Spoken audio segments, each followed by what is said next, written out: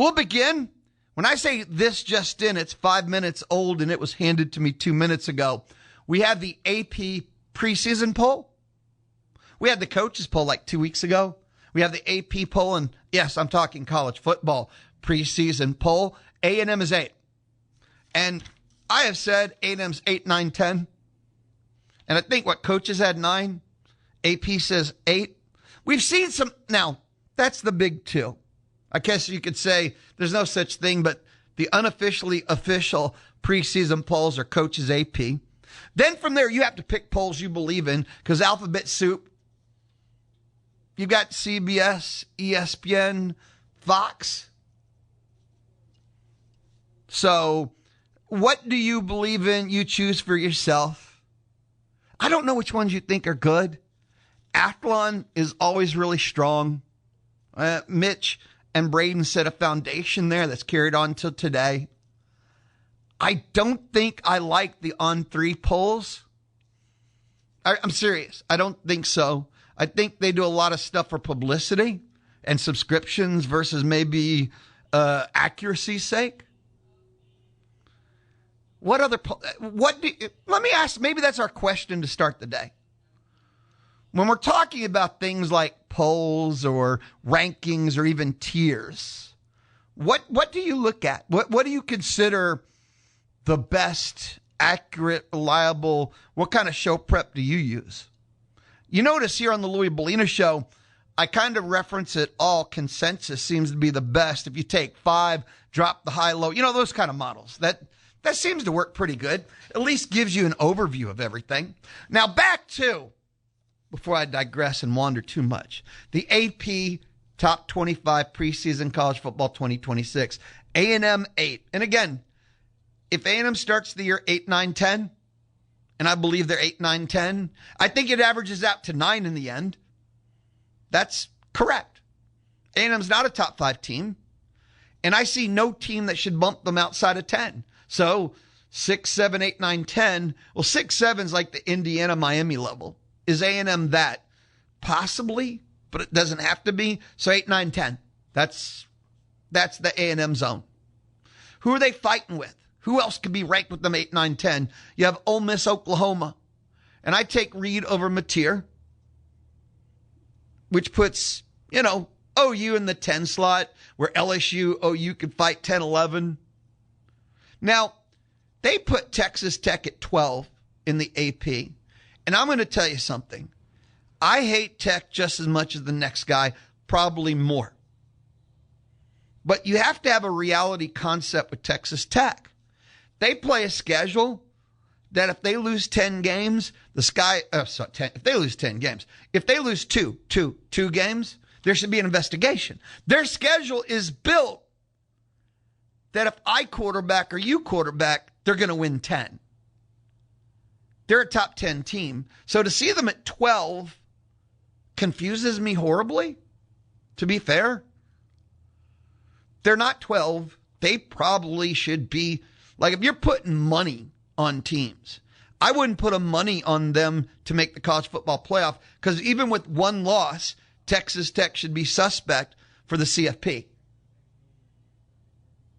Maybe one. If they lost to BYU 12-1. So we'll say regular season, even one loss, they're probably suspect. If they have 2, get out of here. If they're 10-2, they shouldn't even sniff the CFP with their schedule. But preseason, I don't know how you put Texas Tech at 12. That might be the worst rated team that I see.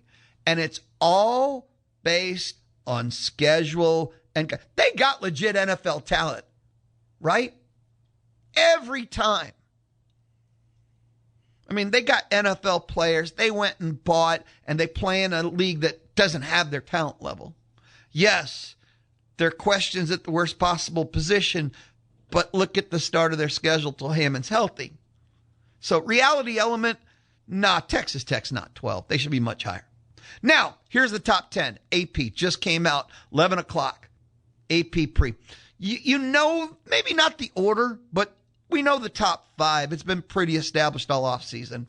Ohio State is 1. Oregon is 2. Georgia's 3. Notre Dame is 4. Texas is 5. If I'm putting money down, and this is one of those, come November, what are those? The ice cold takes? Freezing cold takes. I love that site. You write for a living, or you do a sports talk show for a living. You could probably have a whole library of ice cold takes, freezing cold takes. Because I talk 42, 43 minutes an hour. I have said things that are tragically, epically, horrifically stupid, or things that weren't and just turned out epically, tragically, horrifically wrong. That's the nature of it. I've never claimed to be perfect. I just claim to be as close as possible to perfect.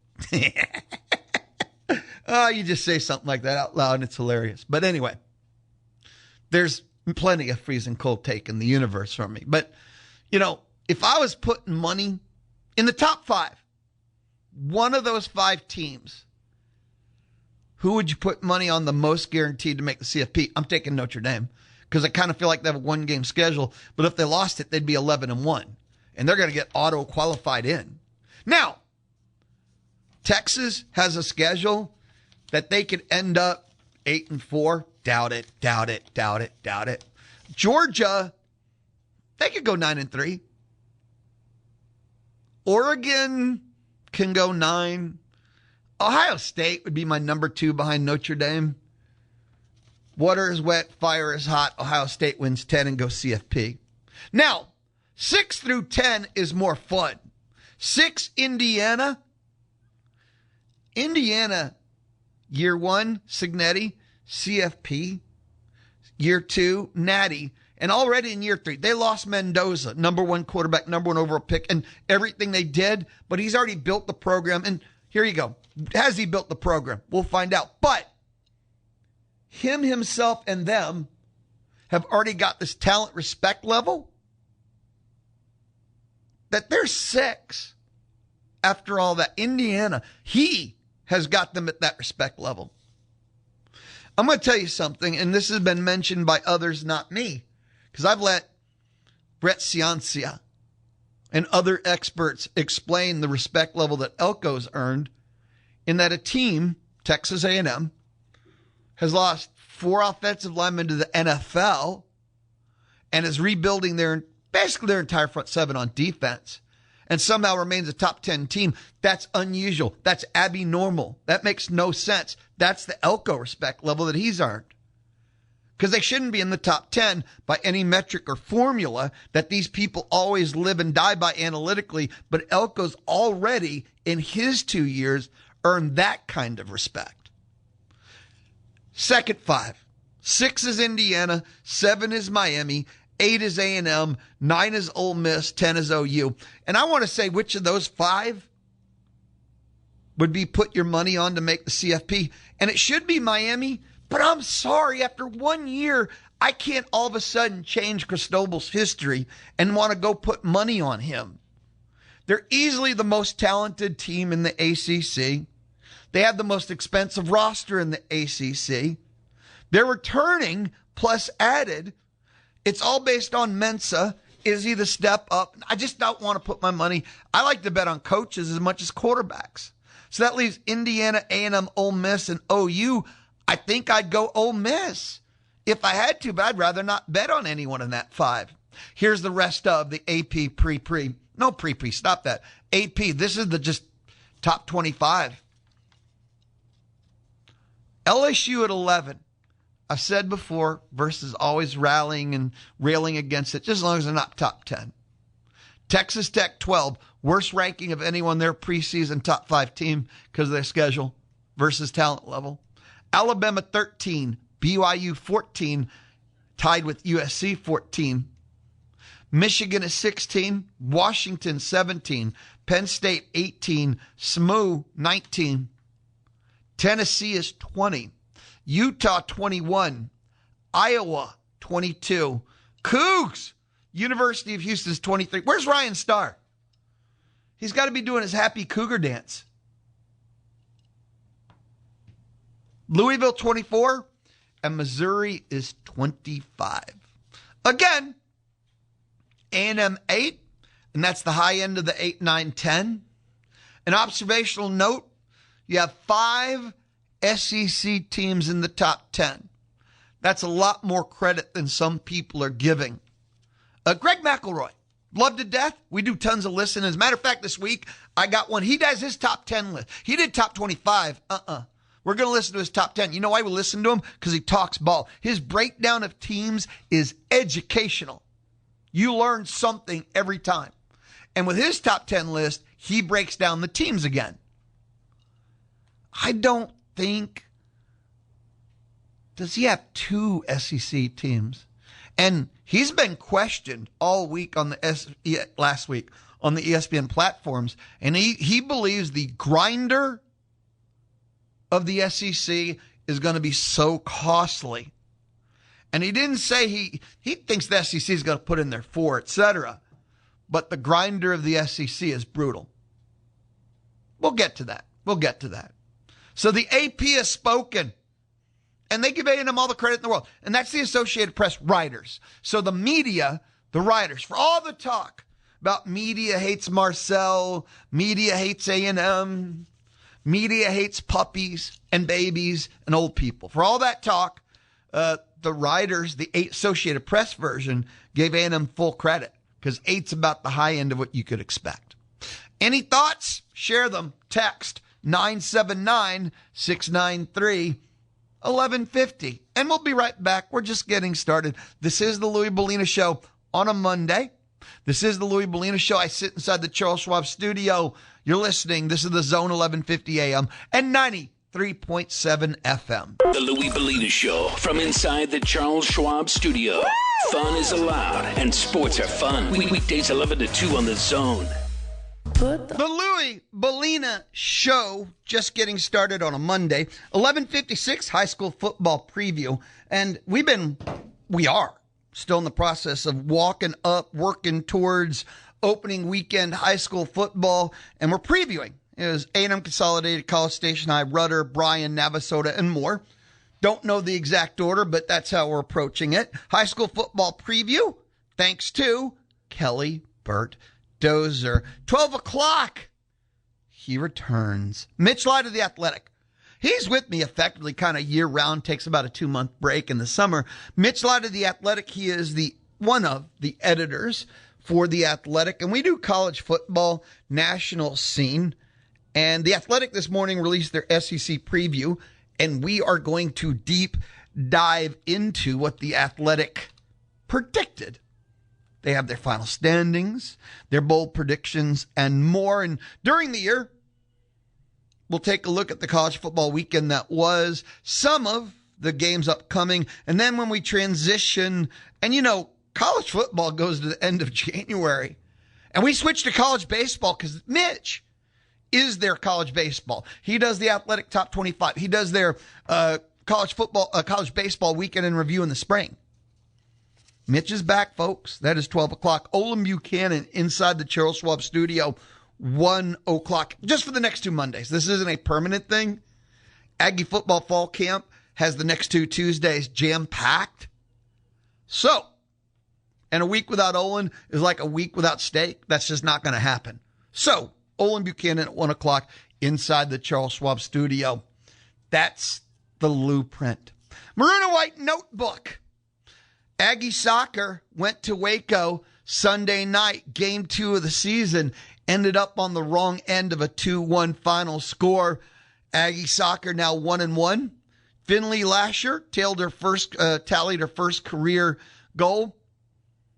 It was 2-0 Baylor early first half. Aggies got their only goal at the end of the first, scoreless second half, and 2-1 Baylor with the dub. Aggie soccer Wednesday, 7:30, San Marcos. Not sure how they ended up opening the season with 3 straight road matches. Not sure how Aggie soccer ended up ever going to Waco. It's one of the odder schedules I've seen, but 3 games to open the season on the road. They wrap up the road trip Wednesday, San Marcos. Maroon and White Notebook. Mike Elko, Aggie football recruiting equals on fire. That continues. They, Saturday, got one of the top quarterbacks in the 2028 cycle. He is the number 2 rated pocket passer. He's the number 3 quarterback, period. And he is the second member of the 2028 recruiting cycle. 6'4", 190 pounds. Detroit Cass Technical High School. Donald Tabrone II. And maybe it's Tabrone. Donald Tabrone II. Tabrone visited LSU, Oregon, and A&M in June. He has decided Texas A&M. And again, number 2 pocket passer, number 3 quarterback, period. He's the number 26 overall recruit in the ESPN 300. 2-year starter at Cass Tech. As a sophomore last year, he led them to the Michigan Division I state title game. Last year, he threw for 2,800 plus yards, 35 touchdowns. Again, as a sophomore last year. He did an interview with ESPN after his commitment. Tabrone credited A&M offensive coordinator Holman Wiggins and quarterbacks coach Joey Lynch. Their recent visits credited them with his decision to choose Texas A&M. So, A&M 2028 cycle got their quarterback. 4-star, but again, number 2 pocket passer, number 3 quarterback, period, in that class. Maroon and White notebook. This one just brought a smile to my face. Von Miller signed with the Dallas Cowboys. Cowboy Twitter confirmed. I saw it everywhere, but I guess for confirmation, Cowboy Twitter, we have agreed to terms with outside linebacker Von Miller. This is going to be his 5th team in 6 years. You know, he spent forever just Bronx. But now he's just going for teams that are looking for an edge rush specialist. Dallas Cowboys were one of the absolute worst teams against against the pass. Use your words, Lou. They were one of the worst teams against the pass. And they used Jadeveon Clowney last year in the role of edge rush specialist, but Clowney went back to the Texans. Von Miller is a Dallas Cowboy. 1-year contract. Who are they getting? Well, 9th all-time in sacks. The Dallas Cowboys defense has allowed many passing touchdowns, 35, as they had sacks last year. Only the Jets allowed more passing touchdowns last year. Von Miller himself, the resume. 2-time Super Bowl champion, 7-time All-Pro, 8-time Pro Bowler, 138.5 sacks, 27 forced fumbles, 9 fumble recoveries. Can I say future Hall of Famer? I think that kind of covers it. And for Von Miller, my understanding, like many a Texas kid, Cowboys was a dream, and he's going to realize it.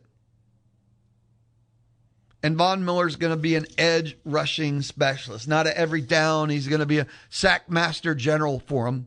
A year ago, last year, the Cowboys ranked 26 in sack rate and surrendered more passing yards than any team in the NFL. So you see where Von Miller will assist them greatly. Maroon and White notebook on the Louis Bellina show. We had week 1 NFL preseason. And you had some Aggies, make some KC Concepcion.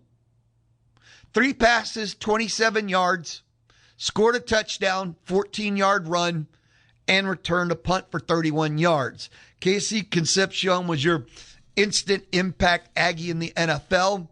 Nick Constantino had a 54-yard punt average for the Cleveland Browns. Cassius Howell recovered a fumble. Torian York recorded a TFL, tackle for a loss. He's with Denver, undrafted free agent. And Devon Achane scored the only touchdown for the Dolphins. So, some Aggies making an impact in week 1 NFL preseason. The Maroon and White notebook here on the Louis Bellina show. This was fun. This was cool. PFF, Pro Football Focus, they have just started to move into the college football season. And they had the top, I think it's 5 Yak Masters, yards after catch. Top 5. If it was more than that, I stopped at 5. And at number 4, Mario Craver, Texas A&M. Mario Craver, Texas A&M. He was the 59th ranked player on PFF's 2027 NFL Draft Big Board. Good to know. And he's one of the most dangerous run after catch threats in college football. Last year, among 184 Power 4 wide receivers, and they do a min of 40 targets, he led the group in yards after catch per reception at basically 10. He led the group in Yak. He forced 22 missed tackles by himself. He generated 250 yards after contact. And that was 5th in both categories. The only pure wide receiver better than him at that is basically Malachi Toney. And here was a great stat from PFF telling you, and we watch, so we kind of know this, but Mario Craver, right? Most of the players on their list are all these deep threats. With Craver, only 14% of his targets went more than 20 yards downfield. So his danger is that everything's underneath. You can never lose track of him. Screens, hitches, drags. So basically, you can never give him any space anywhere on the field at any time. He's yards after contact, yards after catch, which means even a step, he gone. Now, number 1 in this category, Yackers, yards after catch. Malachi Toney, Wyatt Young, Jalen Jones, and Wyatt Young is Oklahoma State, and they're based on his North Texas yards, just so you'll know. And then Jalen Jones is Texas Tech. We know Malachi Toney is Miami. And you have Mario Craver at 4, yards after catch. Yards after catch. This is the list of the 5 most dangerous returning receivers after the catch. 5 most dangerous returning receivers after the catch. And Mario Craver is 4. So good insight. What did I see? 59 entering the season, draft big board. And the underneath, which I knew, but to see 14 of his targets went more than 20 yards. So that's under, short to intermediate, is his butter, his bread, his danger zone. Let's grab a timeout. When we come back, I got several things. I'm kind of debating. So in 3 minutes, 20 seconds, I'll make a decision. This is the Louis Bellina Show, presented by CC Electric, built on faith, family, and community. This is the Louis Bellina Show on the Zone, 1150 AM and 93.7 FM. Your home for Aggie football is the Zone 1150 AM and 93.7 FM. It is the Louis Bellina Show, presented by CC Electric, residential, commercial, industrial services. It's what they do. CC Electric. Jimmy Robinson with one of the sneaky, awesome text messages. Good morning, Louis. Just checking in to see what condition my condition is in. Jimmy Robinson, outstanding work. Outstanding work. 979-693-1150. 979-693-1150. I say again, outstanding work. 979-693-1150. You can light up the inbox. I have decided, yeah, okay. I want to stay in the maroon and white notebook because this fascinated me. A disclaimer. Anytime we talk NIL valuations, roster values, there's one fact. There are no facts.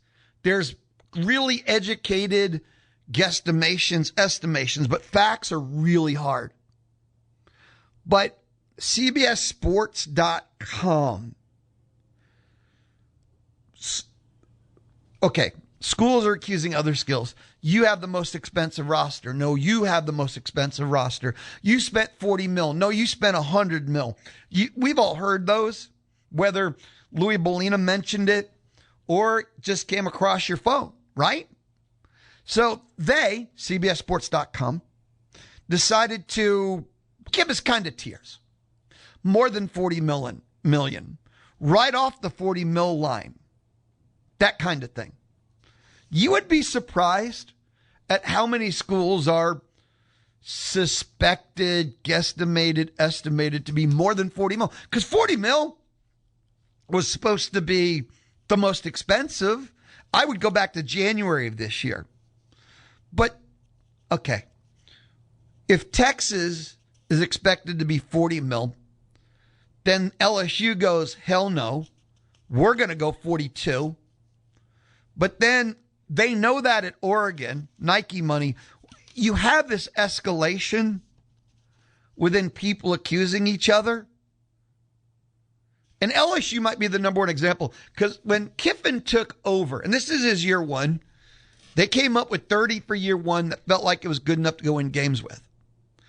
Kiffin went back to his people, the BMA, big money alums, and said, hey, I can win games with 30, but for 10 mil more, I might win a national championship. Oh, no. I think what he said is we can go CFP for just 10 mil more. If we're going 30, what's 10 mil more? And, guys, if we do that in year one, what can we do from there? And they went, really? So they gave him 10, but let us now go to the CBSSports.com roster guesstimations. Teams suspected at 40 mil more. And if we go back to January, the only team I know accused of going over 40 was Texas. According to this, LSU is expected to have the most expensive roster. LSU with quote unquote, according to this article, they spoke to 50 industry insiders to come up with these alleged, maybe, roster valuations. But according to this article, multiple sources, quote, multiple sources anointed LSU as college football's most expensive roster in 2026. Several sources projected it could be over 50 mil. Think about this. So LSU started, and this is all allegedly, right, at 30. Kiffin said, if you give me 10, we can go CFP. And now, on the dawn of the season started, that 40, and here's what happens, right? Once you go past a point of kind of no return, why would you stop? It's about half measures. You don't dabble after a certain point. You get hooked in and you have to go all in. And that is the LSU story. Because if a coach spends 35 mil, but he has no O-line, then it was $35 horrible million spent. And then, okay, the best offensive tackle and the whole thing's still available, but you need 3 more mil. It's 38. Guess who just popped up for 4 more mil? I mean, LSU supposedly projecting could be, it's right there, over 50 mil, and that's the most expensive roster, where allegedly they were stopping at 30 for year one. He talked them into 10 more, but it could end up being 20 mil more on a 30 mil investment. Here are the other schools. In the top category is more than 40, where back in January, there was supposed to be only one school over 40, and it was Texas. But when that got out, other schools stepped up, and that caused other schools to step up. And again, is that 100% accurate? You just got to piece the parts together. Miami. Quote, arguably no school embraced the NIL and rev share era like Miami. They had one of the most expensive rosters in the sport last season. Now they're, quote, well into 40 mil for 2026, with their biggest price tag being when they went and got Darian Mensah. You remember they got him with like 2 days left in the portal, and it pissed so many people off the way it went down. They just woke up, realized they didn't have a quarterback, so Mensa decided on the last day, like last hour, now I want to go. Notre Dame, more than 40 mil tier. And a lot of their investment is recruiting, not just NIL. Ohio State was the original most expensive roster. I think it was year 2. Remember Ross Bjork said they had a 20 mil roster, and everyone was like, what? And even at that time, people thought it was a 30 mil roster. Now that's way back to 2024. It was 2 years ago only when he admitted to 20 mil, and people shocked and gasped and were horrified. And even that was thought to be a lie, that his 20 mil admission that shocked people was probably 30. And here we are. That was 24. This is 26. And LSU is expected to be 30 mil, over double in 2 years. Think about it. There's more. And again, this is tier 1. This is the more than 40 mil Oregon. Oregon's always going to be on tier 1 of money. It's Nike. And their quote is, from the beginning of NIL, Oregon has been a major player in spending big to acquire top flight talent. As long as Nike is committed, Oregon will not struggle. Now, there's 2 teams I haven't mentioned. And considering we're in the maroon and white notebook, hey, I wonder where Lou is going with this. A&M and Texas are both in the more than 40 mil. Texas, the Longhorns, kind of started roster value conversation. From the start of the offseason, everyone's pointed at Texas and said they had the most expensive roster. And that 40 mil number's been pointing out. Well, LSU is supposed to be hitting 50. And on the CBSSports.com, this is where all these numbers, and they did tiers of CBSSports.com for Texas. Kind of interesting. Quote,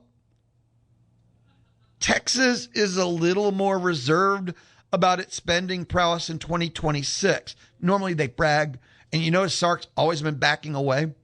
However, with multiple program sources pushing back against the idea that Longhorns have a roster that exceeds 40 mil, nobody outside of Austin is buying it, though. And we spent weeks trying to drill down to the most accurate number for Texas. Under 40 million, ? The math does not add up. So they're 40 plus, but it's probably not in the top 3 if the other numbers hold up. That's just because everybody knew Texas was 40 mil first and then stepped up in response. Really. And their biggest price tag, Cam Coleman. The reason why, I remember Arch actually donated some of his money so they could get Cam Coleman and others. So their big price tag is Cam Coleman. Now, yes, A&M, final team, it's in alphabetical order, okay? They don't rank. The only one that stands out, LSU being the biggest. And again, reportedly 50, and all these rest are the over 40, right? A&M. And when we come back, 3 minutes and change, we'll hit up the A&M write-up in the over 40 mil tier 1 of roster valuations from CBSSports.com. This is the Louis Bellina Show. I'm inside the Charles Schwab studio. Friday. Come on. How did I just move the whole week? Either I just time traveled backwards or time traveled forward. Monday on the Zone 1150 AM and 93.7 FM. You can get the podcasts of Texangs Live, The Louis Bellina Show, or Chip Howard at Zone1150.com, Google Play, Apple Podcasts, or Spotify. In 10 minutes, Mitch Light of The Athletic, he returns and joins us, like most guests of the Louis Bellina Show, he joins us on the D4 Land Services hotline. We're talking about roster, college football, NIL, valuation. CBSSports.com tiered it up, and the top tier is over 40, with LSU kind of being the king with allegedly over 50, and the only one allegedly over 50. We mentioned the Longhorns. There's a great quote. All the money that's not in the Vatican is up at UT. And that is from the late Texas mega booster Red McCombs back in 2013. And he said that when asked about how the Longhorns could get Nick Saban in 2013. All the money that's not in the Vatican is up at UT. But, good for the Longhorns. Texas A&M is in that tier of over 40 for roster valuation, according to CBSSports.com. And here's what they had to say. Quote, sources we spoke to in College Station pushed back against the Aggies having one of the most expensive rosters in the sport. They argued A&M's number one class is in 2027, and the huge spending that fueled it has the compound effect of making the 2026 roster look more expensive than it is. So they actually have, if you listen to that carefully, a disclaimer. Their A&M sources told them no, that this 26 roster is not 40 plus. But that recruiting class incoming probably puts next year in that level. Also, quote, sources indicated the Aggies are in the upper 30 million range for 26, but depending on incentives, then they might cross 40 mil. So they went ahead and put A&M in the over 40 anyway. Like, they did not believe what their A&M sources told them, that it's not 40.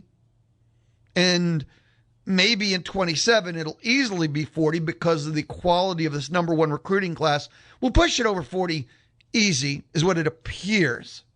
But it's possible with incentives, which, you know what I love about that? I never hear about incentives in NIL enough. And I've talked about that with the pros, and I don't care what sport we're talking about. All contracts should be incentives. Base salary should almost all be negotiated in CBAs, where like everyone at the same position should make the same amount of money, and then all your money is made through incentives is kind of how I see the world. So hearing that A&M's roster's upper 30, 38, 39, but then incentives could push it in the 40s, I got no problem paying for success, individual or team. Because you know how coaches have all these incentives in their contracts? Why don't players have NIL incentives? Like if you have an NIL deal, why don't they get a bonus or incentive for making the CFP? Incentive if you're top 10 in the country in your position. Because if you want to make this 1 mil, 2 mil, 3 mil, be paid like top 10 at your position, then there should be incentives for finishing top 10 in your position kind of things. That's how it should be. Not just get paid because, but we also know that's not real world based. Anyway, biggest price tag for A&M, according to CBSSports.com. Marcel Reed makes over 3 mil. According to CBSSports.com, Marcel Reed makes over 3 mil. The Aggies have a pair of 7-figure receivers. Couple of really high-paid offensive tackles. And, quote, plus a few very highly paid defensive pieces. All believable. Because you don't go into the portal and get 4 starting SEC offensive linemen from a year ago without paying for it, which that's money well spent. Are you going to take 2 years to rebuild an O-line? No, take 1. That's money well spent. So that's the A&M is in the over 40 mil. Again, oddly, even though other A&M sources said it's not. And with incentives, sure, it could finish. But again, they hit their incentives and A&M's in the CFP, money well spent.